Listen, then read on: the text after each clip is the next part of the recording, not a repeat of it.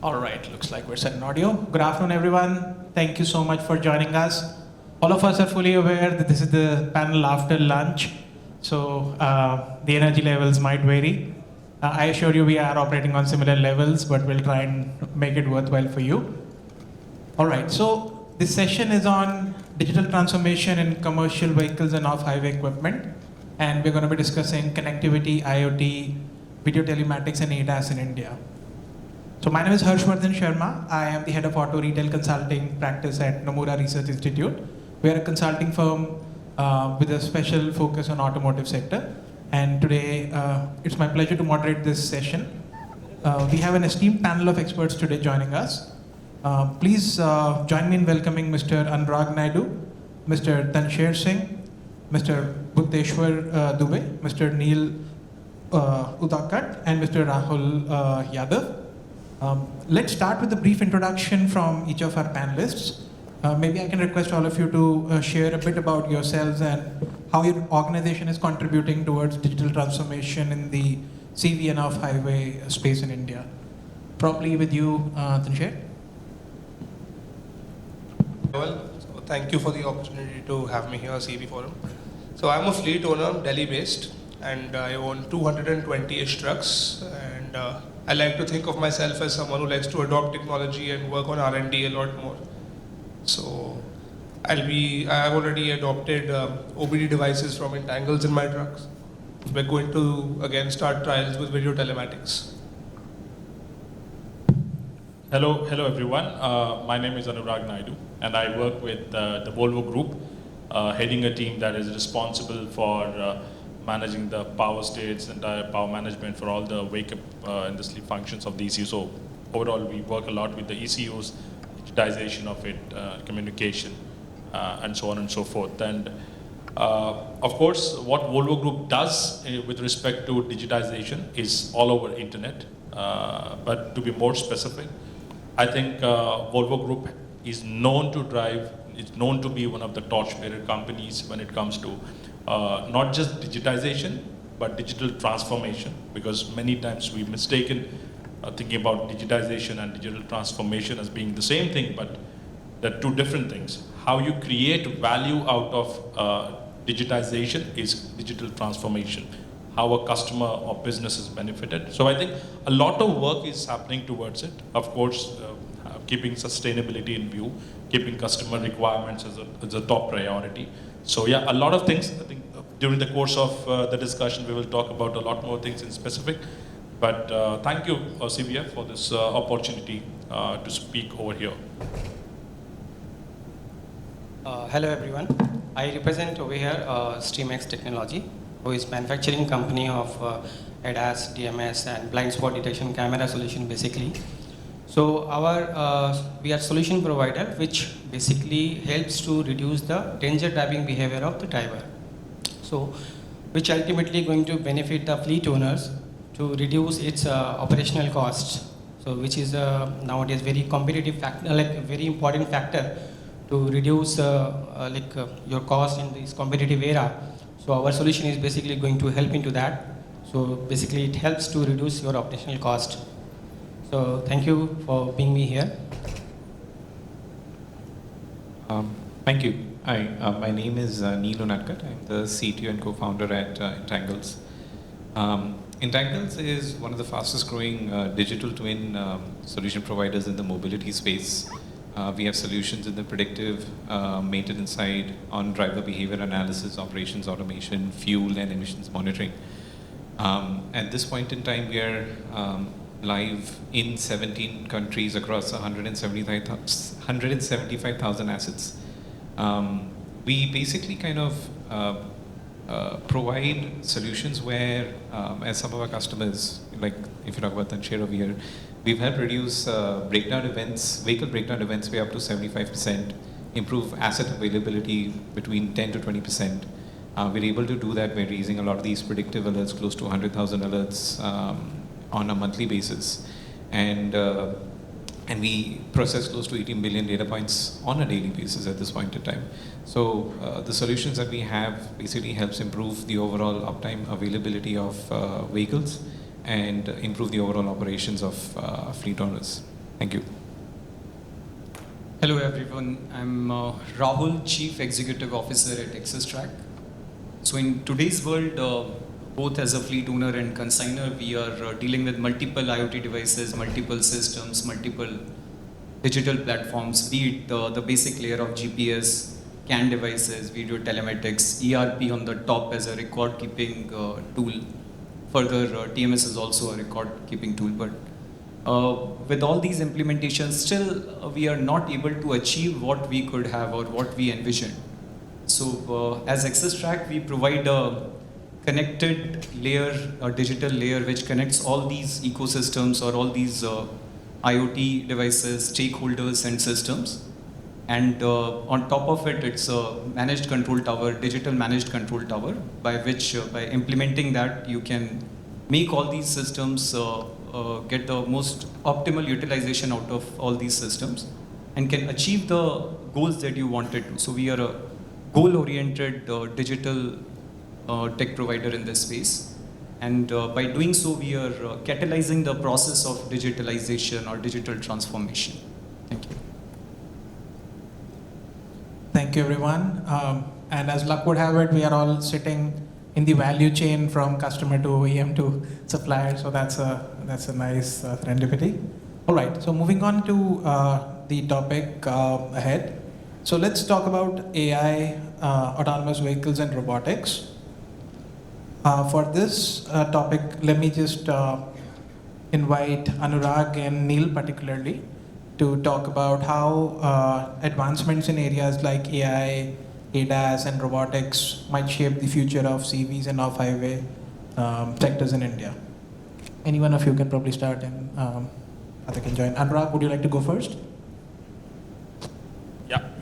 I think I can start from an OEM point of view, and then again Neil can come in from services and supplier point of view. But how I see is, there is a lot of buzz about AI, a lot of buzz about digitization. There is a lot that we can talk about, endless possibilities. But what we should be understanding is about the ecosystem that we're talking about. There is an on-vehicle and off-vehicle ecosystem. So they have to come together. While we have no limit to where we can imagine about how you integrate AI, tech, digitization, what digital transformation, everything into the vehicle. But are we really thinking about the computing units that we have in the vehicle? We have stopped thinking a lot about the hardware and the infrastructure, but we start jumping into the services and what we can offer from the customer, and we try to calculate a value point of it.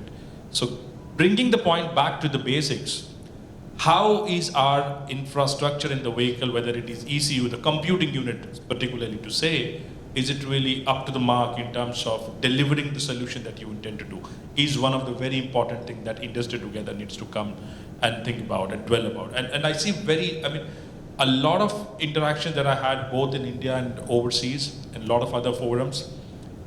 What I see is the focus is much more on the services, and the focus is reducing towards the product side. I think we need more focus on the product.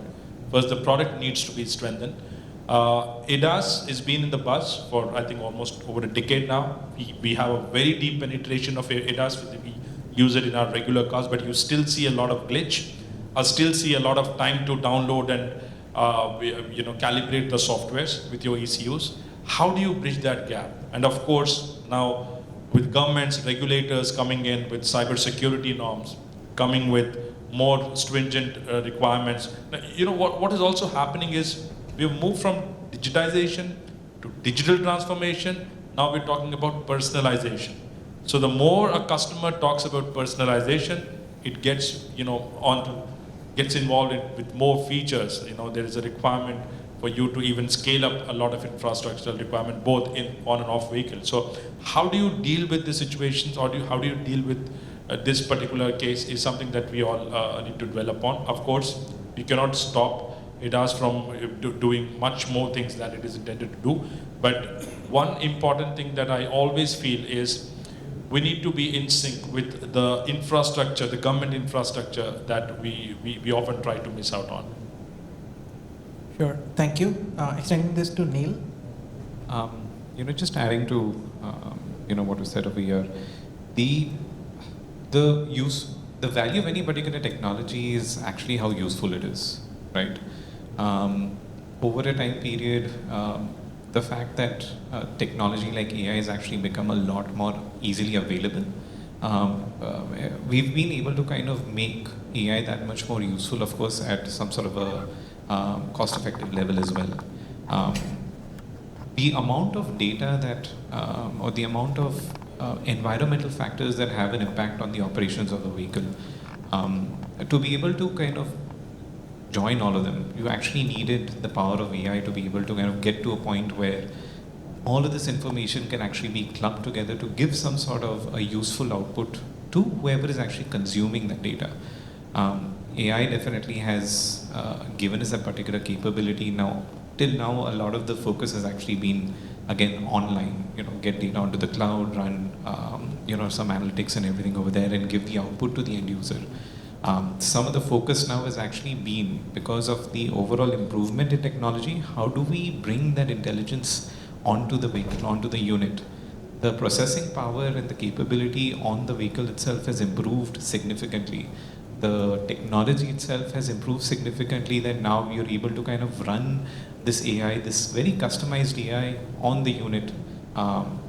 So which essentially means that the data availability, where you were limited to high speed, the network and costs related to data transfer, now all of that can actually be eliminated, and you can have AI running on the vehicle with a lot more data, which can actually become a lot more useful. I think one more point that I would like to add is, when we only talk about AI or any product offering as a standalone, sky is the limit. But why? I mean, look, for example, we have a phone, right? We also have a battery monitoring system in our phone. And when you do the same thing on a truck, I mean, of course, you move to 64-bit, you move further, you have every other high-performance computing unit, but then you are in an environment of competition. Customer may not appreciate the cost at which it comes to you. And that is a huge challenge, that with limited constraints, limited boundary conditions, how do we maximize the value that we give to the customer? And the faster we reach the scale, the better it is in terms of bringing the cost down. Absolutely, yes. I mean, finally, any value that you give, generally in this space, if it's business, something being useful, there are only two factors. Either you help reduce on cost or you help them make more money, right? So if you're able to kind of use technology to put things in one of these two buckets, that's basically going to be the driving factor. Right. Yeah. So I think it's always a challenge from at least an OEM's perspective to do the right product market fit. I mean, engineering teams are bubbling with ideas, and obviously you want to give the best out in the market. But also it's a market force driven exercise, and the sweet spot between over engineering and under engineering, let's say, and how do you do that and continue to be relevant in the market? So sure. Maybe just bringing in Bhuteshwar here also. So on these, could you share your thoughts on how these advancements are influencing your companies and your industry at large? So definitely, it is not just depends on the suppliers and the manufacturing companies, but it's also depends on the fleet owners, how much they are enforcing this solution and going to get the benefit out of it. So that is also very important part. So if I take example of it is generating continuous alarm, like fatigue alarm, yawning alarm, phone detection alarm, which is the major cause of accident happening over the highways. Okay, so if it is not being handled properly, enforced properly, and then technology and data is being not used by the fleet owners, that some drivers need education, some drivers need coaching, some drivers needs to exonerate from the your pavilion of the driver.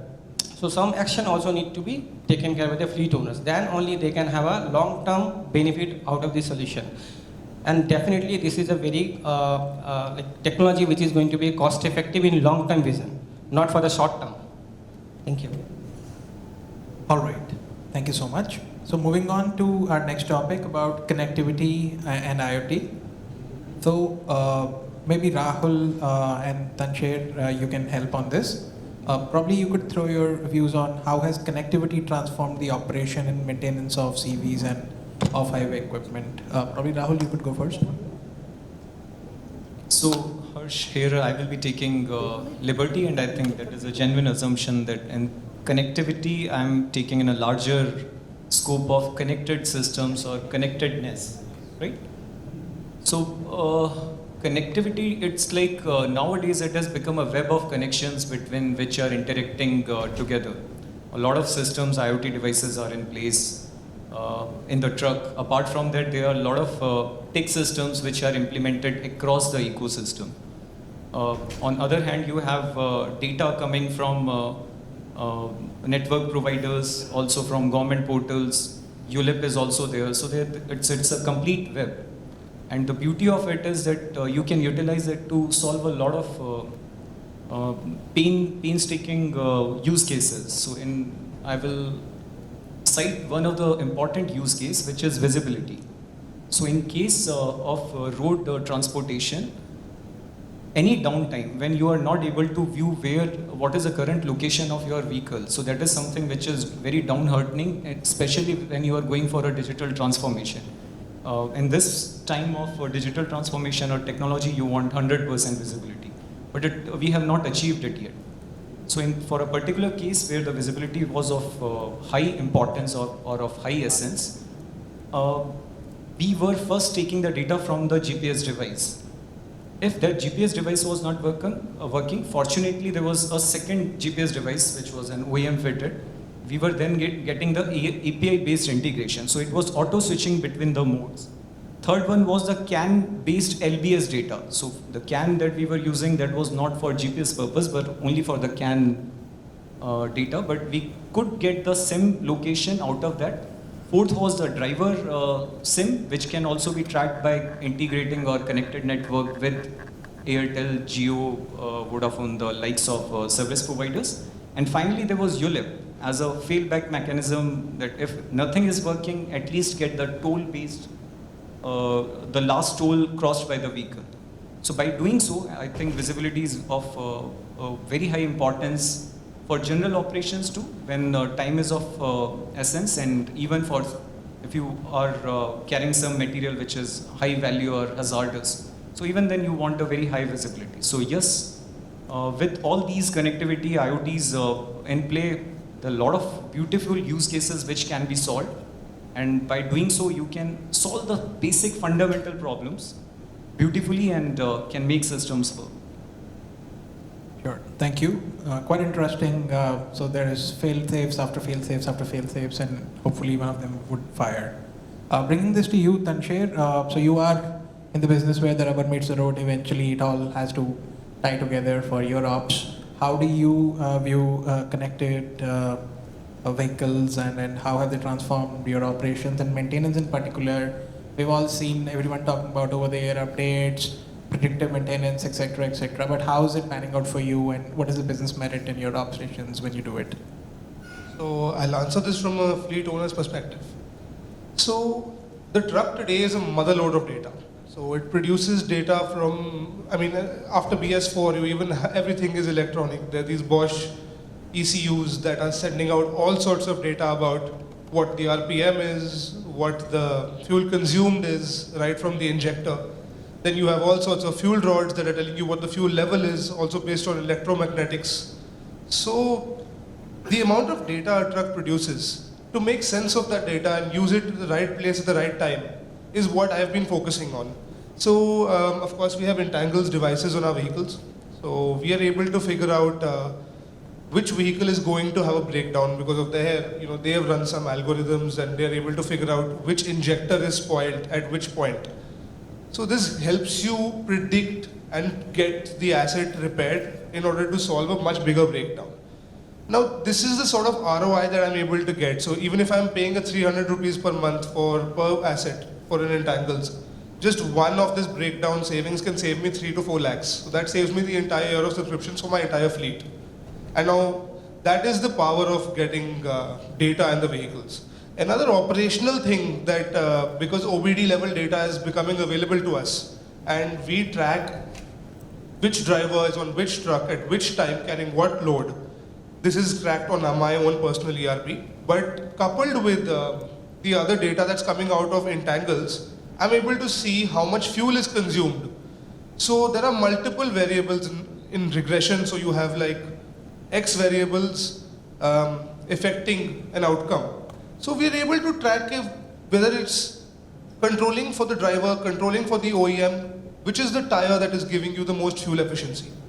We have found that Michelin tires, for example, save you 100 liters of diesel.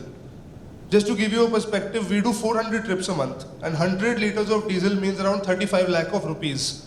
Just by getting to know the information from the OBD, how much fuel is consumed by our vehicle. So we have to go over and beyond just tracking. Go into vehicle health, go into RPM, go into driver behavior. That's a very big one. Ashok Leyland's iAlert has now started giving how much percentage in the red band the driver has been driving. So every time a driver drives more than 5% in the upper red band, we penalize the driver because that person is costing us more diesel. We can train drivers in such a way to drive efficiently because of data. We can track vehicles well because of data. We can see the efficiency based on tires because of data. We can monitor our vehicle health because of data. So people who utilize this and early adopters of this and other fleet owners in the room will be able to benefit a lot because of technology in trucks. Sure, thank you. So essentially what you're saying is that in your day-to-day ops, there is definitely a merit in utilizing all of these techs, and it's not just a sort of strategy framework or just something which looks very fancy, but in put to practice in Indian conditions, there is a merit, and one should continue to explore this further. All right. So moving this to Anurag and Neil, talking about the key benefits and challenges of integrating IoT devices into these machines. So I think so both from OEM perspective, and Neil, Bhuteshwar, if you want to join in later, probably you can too. What sort of benefits and challenges you've encountered while integrating IoT devices into these machines? Probably Neil, we can start with you. Sure. I mean, when if you talk about the benefits, I think Tanshir's kind of spoken a lot about the benefits, right? But if you even kind of look at it as a benefit, even from, so we have some of the OEMs as our customers. Apart from the fleet operator themselves, right? The OEM actually gets a lot more insight into the overall performance of their vehicles on the field, right? The design team, the product design team actually gets insight into the overall performance of the vehicles in different parts of the country. Now, being able to kind of get such visibility at this scale is it's a massive benefit to be able to kind of get your design, get your validated a lot more quickly. Now, some of the challenges that we've basically seen is, of course, this is one more component that's there on the vehicle, right?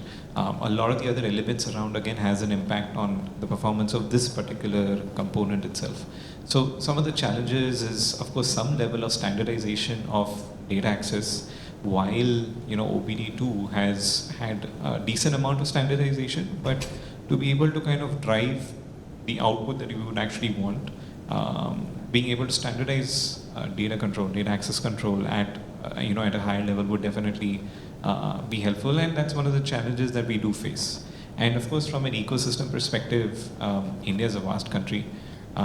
Network location where network's actually available, how network actually behaves, that also becomes like a big impact in terms of what kind of value you're able to kind of generate. These are some of the things that I can actually think about. Sure, thank you. Anurag, how do you view this from an OEM's perspective in terms of what kind of challenges typically with various providers, and do you offer an open access ecosystem built for all? Typically Volvo's been, the ethos is democratization of technologies, whether it's seat belts and so on and so forth. Is that something which the OEMs are going to follow in future as well, or it's going to be proprietary and then make it MVP and then maybe open it?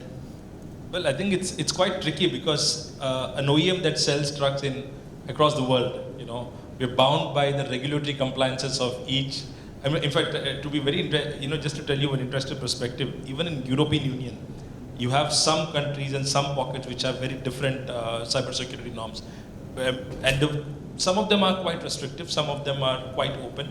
Some countries are very trustworthy, or some countries still needs to be there. So it's very complex to standardize at this point in time. But one thing, taking a leaf from what Neil was speaking, in India, internet being one of the, still a big challenge for me. I mean, it's evident, and I don't have to say, even if somebody puts out data, but it's evident in our mobile phones and in daily diagnostics that we run. Can we look at a local data storing, the data logging that can happen in your truck, and then when you go live with enough bandwidth and you get the whole history transferred, and can some of it be already processed in the forms that you want, is something that we need to look at. Because if the data is, I mean, it cannot be a binary today. Now, if you have a data, you get the data. If you have, say for example, you have a network, a healthy network, you get the data. But if you don't have a network, you don't get the data. It should not be a norm. I mean, can we do something about it is something very interesting. I think Tansher also spoke about almost everything that is more relevant to the industry. But one more thing that I often feel about is, while we talk about IoT, I think one of the most important thing that comes in my mind, or which we probably need to improve, Neil, further, maybe companies or startups like yours can focus, is although we speak about predictive maintenance, we speak about diagnostics, can we also look at predictive maintenance plus proactive fixing, or the bug fix, if it can happen virtually, and it can also be tested and verified virtually. Are you basically talking about like ECU photo remotely upgrading? Yes. That's something actually we already do. Exactly. No. I'm saying the point is eventually doing it at an experimental scale or at an industry level. I mean, you can. That's why I said you can, when you have the connected services, when you have IoT already, when you have expertise in data mining and data analytics, you can do. The potential is there. But what I'm trying to say is, at a scale when it comes to vehicle, we still, I mean, OEMs can understand. If you talk to the OEMs, you still go back to your test bench, do the regressions, run your test, validate, again do a set of procedures for the next few months, then bring it back to truck, and then check what impact it is going to have in other connected computing units. So that's a long way, and the customers will not wait for another 6-8 months to have an updated version of an ECU or a computer unit. So can we think about doing it regular way, so that we mature out of this technology, something that we can all work on? I think I understand what you're saying, and it makes sense. Now, like with some of the OEMs that we've partnered with, as part of their product development team, one, of course, they, because of the kind of hardware that they have on the field, they do have the capability to kind of run these tests based on the data that is available to them. We've seen that the overall cycle of development to validation testing and rolling it out, where initially it was in the range of 7 to 8 months, in some cases 9 months, they've actually reduced down to 3 months, right? Primarily because they're able to kind of not only run this at scale, test it at significant scale, at a controlled rollout. And once they have that validation at that particular scale, they can actually roll it out to a lot more further. But yes, I think there is still definitely a little. I think the timeline is coming down. Yes. Primarily not just because, of course, technology is playing one role. Second is, the companies are also optimizing their procedures. They're also downsizing a lot of things. So they're also optimizing a lot of procedures within the old product development systems. But I would still see a system which is self-maintained. Now, back in the day, if you see, mechanical terms, you used to have bearings, Right. older days. But now we have self-lubricating bearings. Correct. We have bearings that never fail, that do not need service. Right. So, something like that. Fair enough. Yeah, I understand what you're saying. I think the only downside is probably it's going to be a bad time being an automotive dealer, because nobody's going to come back to the dealerships. You can have all the FOTA, suspension updates, etc. I just have one very important thing to add, and this has been an industry problem, and Tansher will understand this. The more technology comes into your trucks, right? Earlier the downtimes were mostly mechanical, Now it is all electrical and electronics, and the skilling at the service guy, the skilling is such a huge problem. You have one particular engineer who knows everything, and everyone else around him knows nothing. And you have a bunch of people working for you. You would understand, right? You would relate to it. And that's not just the problem with the fleet owners, but also with the companies and the service sectors of the company, or I would say probably aftermarket teams. Competence has been a huge challenge. And also there's one important thing. People like you, Nils, I'm not new as in particular, but people who have aced the technology or step in advance, they are a little possessive about it. They don't open up. And now, when you don't train others, they're not going to fix Sanchay's problem. So that is also a problem that we are having in the society today. Which is, I mean, yes. We're definitely kind of always about being able to kind of talk about the learnings that we have. So we'll definitely be open to kind of working on it. But yes, that has been an issue. More technology means something new and lesser people who actually know about it. So that is true. All right. So moving on to video telematics and ADAS, particularly, I think many of us in the panel are proponents of video telematics, particularly. Maybe I can bring in Bhuteshwar and Rahul to talk about video telematics and its play in enhancing safety and security for CVs in particular. I mean, enough has been said about driver exoneration, ensuring that, and especially India gets a bad rap always about road fatalities. How do you view this playing out in future? Probably we can start with you, Bhuteshwar. Thank you, Rob. So basically, these kind of solutions are for made for like preventing factors, basically. So this kind of solution going to prevent the incident before it happens. So there are some layers of but its benefit, how it is going to prevent this kind of activity. Like first is that in USA it is being already used, like driving hours of the driver. So there is a 4 hours of standard internationally. So if driver is driving more than 4 hours constantly, then system will generate an alarm. This is the first level of alarm to the driver to take the action. Then there is a second level of alarm, like if driver is feeling fatigue, still pushing himself and trying to drive. In that case, it's a second level of a factor going to impact this kind of preventive actions. So again, if still driver is not listening to the alarms which is being generated by the device and pushing himself to continuous driving while he is feeling fatigue. So still in this case, system is going to give a warn to the co-driver simultaneously. So co-driver can also take action on that to prevent the mishappenings.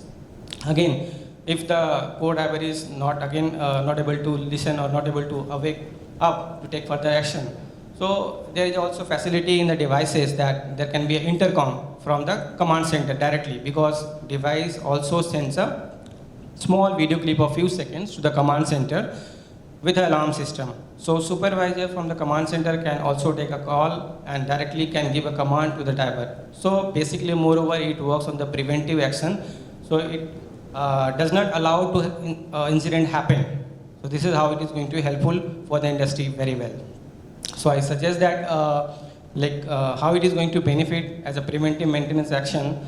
So like basically, ultimately, it will improve the operational cost of the fleet owners. Thank you. Thank you.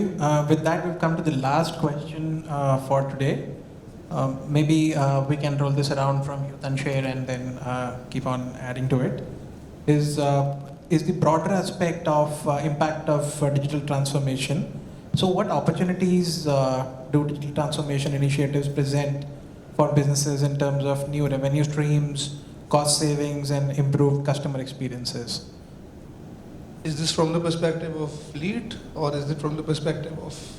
Yeah, I think from your business perspective, for revenue cost and CX, how do you see it playing out? So I think I mentioned a lot about how we can save cost in my previous round. And of course, I can just reiterate them. We have better health of vehicle prediction. So we get to know when a vehicle is going to go bad. We get to know which injector has gotten bad, so we don't need to fix the whole pump. Just fix that one injector, that saves us a lot of cost. Then you can figure out which vehicle is better to buy, which tires are better to put. Then, which driver gives you more downtime, which driver gives you less downtime. You can see all of these things based on the data of the truck. And when it comes to DMS and other things like that, tomorrow you can have driver face recognition and you can have attendance based on that. And a lot of newer companies that are pushing DMS, and I think the onus is on them to grow this, they are also giving you a premium based on, people want driver monitoring. There's some companies that don't want you to drive the truck at night. So you can give them live APIs based on your truck location, based on your driver stream, so they can get better control over their expensive and hazardous material which they are moving. And from this, you can generate more revenue as a fleet owner by adopting these technologies, apart from saving the costs as well. Got it. Thank you. Anurag, how do you view this? Yeah. But there's one thing that we all missed on discussing is the impact on electromobility, the electric trucks, you know. And there's a very interesting thing that I would like to tell you guys, and that is electromobility not just brings us conventional digital challenges, but it also adds on safety aspects to it. A lot of functions in electromobility today are connected to electronic wake up and sleep, are all digitized. Now, if you don't cut off your battery charging at the right time, you have thermal runaway issue. There are some functions which are, I don't want, some of them are proprietary, but I just try to outlay. There are some functions which are related to the safe stop. That means in case your steering, fails to take, if you have a hydroelectric steering, for example, and you have problem with your DC-DC, power supply, there is a fail stop mechanism, the power automatically shifts onto the battery. And the battery should essentially maintain some amount of charge always, right? And again, there is an ECU that sends the message back. Yes, if that ECU goes rogue, goes mad, then you have a huge amount of safety issues. And we are moving too fast towards, when electromobility is coming, it comes in with an opportunity of having an all-new platform. When you have an all-new platform development in pipeline, it makes sense for the companies to invest a bit more and upgrade everything else that they have.